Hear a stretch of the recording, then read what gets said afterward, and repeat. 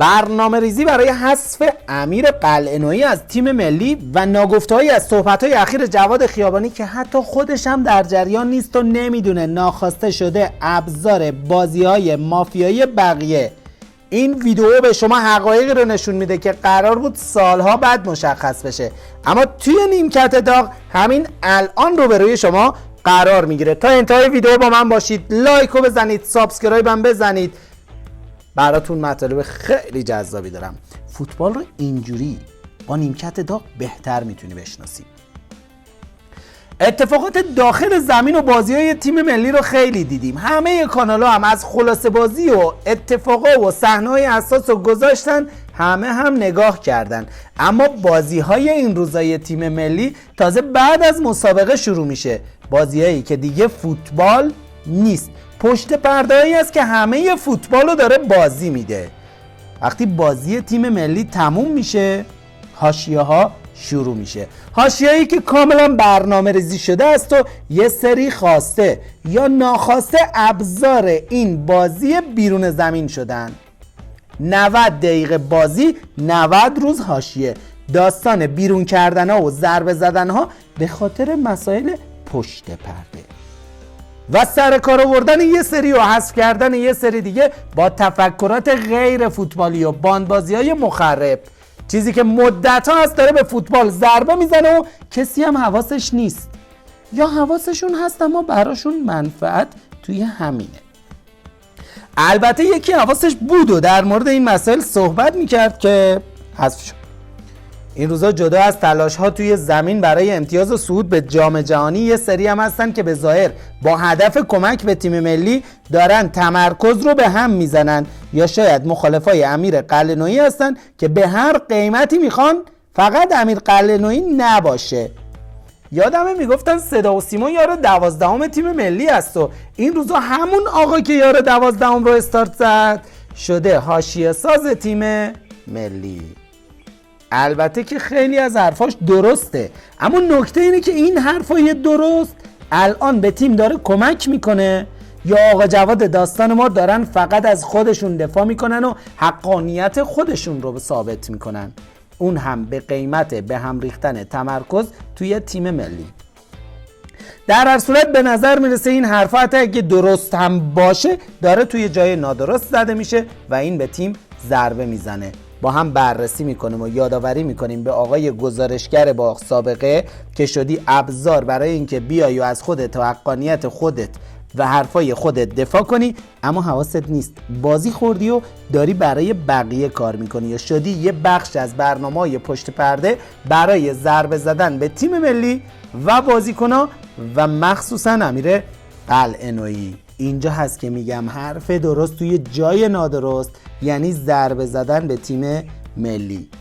خب چه اتفاقی افتاد؟ بازی تیم ملی تموم شد و جواد خیابانی بعد از سوت پایان یه جمله گفت. آره سوتو زد و تمام. بذار یه جمله بگم، واقعا مردیم تا بردیم. این جمله یه جمله‌ای نبود که بداهه باشه و یه دفعه به ذهن آقای گزارشگر رسیده باشه. یه بخشی از سناریوهای مافیایی بود که توی ادامه بهش میپردازیم. در مقابل آقای خیابانی که خیلی استرس کشیده بود تا بازی تموم بشه، امیرخان قلعه‌نویی خیلی از عملکرد تیم راضی بود و توی مصاحبهش اینجوری از عملکرد تیمش تعریف کرد. ما باید بازیکنامون رو ستایش کنیم که بلافاصله به بازی برگشتن، گل زدیم. البته این رضایت به این دلیل بود که نتیجه گرفته شد به هر صورتی و از قبل هم در خصوص این دوتا بازی صحبت شده بود که خیلی بازی سختیه. بازی با کره شمالی آقای گوش کن و بعدش قرقیزستان سخت‌ترین بازی ماست. امیرخان یکم دیگه از تیم تعریف کرد و گفت ما تبدیل شدیم به یه تیم کاملا هجومی. حالا گل هم میخوریم که گل‌ها تقصیر سرمربی نیست، اشتباهات فردی بازیکن‌ها است. اجازه بدیم موقعیت رو ببینیم برای کره شمالی. و آقای ژنرال یه سوال داشتم، بقیه جا رو اشتباهات تماشاگرها گل میخورن یا رو اشتباه عمه بازیکن؟ خب همه جای دنیا تیم گل میخوره رو اشتباه فردی است دیگه، یا نهایتا ضعف بدنی و تاکتیکی. در هر صورت سرمربی مسئول همه این داستان است. چه مفهومی داره تقصیر سرمربی نیست؟ اگه تاکتیک هم درست بود که مهدی طارمی مجبور نبود بیاد تا یه قدمی دروازه و نتیجه بشه این صحنه.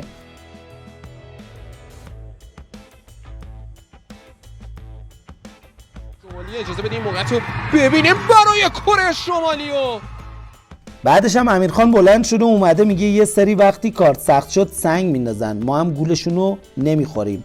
آفرین. قطاری که حرکت میکنه و اونایی که منافعشون در خطر سنگاشون شروع میشه دیگه و ما هم زرنگتر از این حرفا هستیم که بخوایم گول این حرفای این آقایونو بخوریم.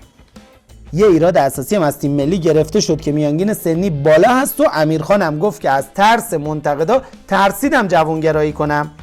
البته گفت کم کم جوانگرایی میکنم ولی اگه یه دفعه این کارو بکنم گفت میریزن رو سرم و انتقاد میکنن.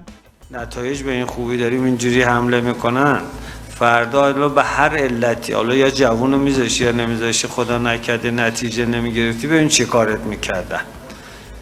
از امیرخان گذشته و مصاحبهاشو بذاریم کنار، علی بیرانوندم که در حد فیروز کریمی مصاحبهاش حاشیه ساز است. بیرو وسط این جنجالای قلعه نویی خیابانی اومد گفت اولین بار است با یه مربی ایرانی میریم جام جهانی. اینه که فکر کنم واسه اولین بار یک مربی ایرانی تیم ملی رو به جام جهانی ببره و این افتخاریه واسه کشور. حالا بیا درستش کن. آقا جواد خیابانی هم غیرتی شد روی حشمت مهاجرانی و همه توانش رو گذاشت که ثابت کنه علی بیرو اشتباه کرده. حشمت میگن ایران اولین بار داره مربی ایرانی میره جام جهانی. من خجالت میکشم که به عنوان گوینده تلویزیون الان این حرفو اینجا دارم تکرار میکنم. آقا ایران با حشمت مهاجرانی مربی ایرانی رفته جام جهانی. کم حالش بده آقا جواد که مجری هم میاد دیگه کمکش. به خدا به اینجا. آخه ما اولین بار داریم با مربی ایرانی میریم جا. بابا تو رو قرآن، تو رو خدا. آقا جواد خودش هم گفت فکر کنم اولین بار باشه. حالا اصلا اشتباه کرد. شما اعصاب خودتو خونی نکن. نه ضرور مسئلهش یه چیز دیگه بود. بذار فکر کنم. شما خون خودتو کثیف نکن، اعصاب خودتو خورد نکن. علی بیرو که کم اشتباه نکرده اینم روش. حالا جالب این که برای اثبات این که بیرانوند تاریخ فوتبال رو میدونه یا نه ازش سوال میپرسه و توی پخش برنامه زنده منتظر میمونه علی بیرانوند جواب بهش بده.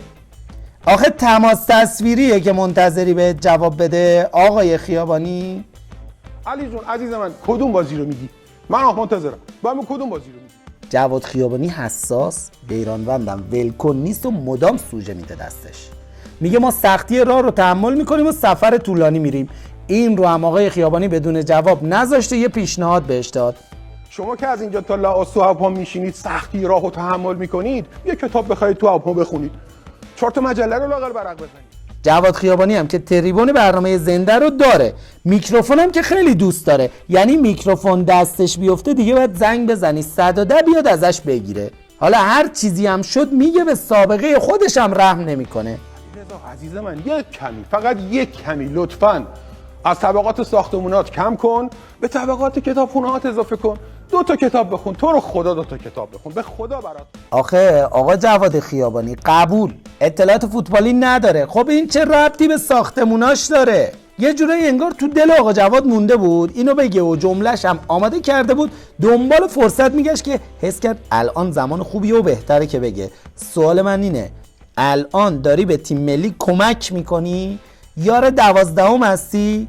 علی بیرانوند بره تاریخ فوتبال بخونه، ما از گروهمون توی جام جهانی میریم بالا. همینه میگم به فکر فوتبال نیستید دیگه. اگه هستیدم دارید اشتباه میکنید. بیرانوندم که ماشاءالله ولکن نبود و یه چیز دیگه گفت که آقا جواد نزدیک بود خودش رو تو برنامه زنده بزنه.